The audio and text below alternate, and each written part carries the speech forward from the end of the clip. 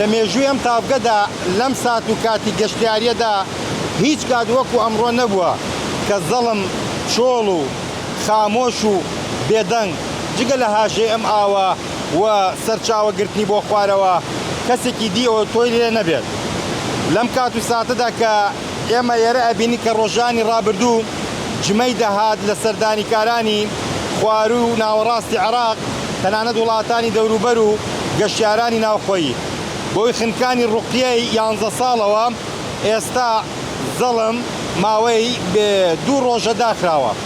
بار پرسیارەوەی لە مدیر ناحیەی بەڕێوەبەری ناحیەی خورماڵ کرد چارەنووسێم کاسبکارانە چی لات وتی هەر ئەم شەو من لەگەڵ پارێزگار و لایەنە بەرپرسەکان دەکەومە سەرخەت بۆ ئەوەی کە سبەینی هەینیە زەڵم بەڕووی گەشتیاراندا بکرێتەوە وەتی مەکانی گەڕان سەرقاڵ بن بۆ ئیشی خۆیان بکەن بۆ دۆزینەوەی و تەرمەی کە ئێستا وەکو ئەم ساتە بەنادیاری ماوەتەوە.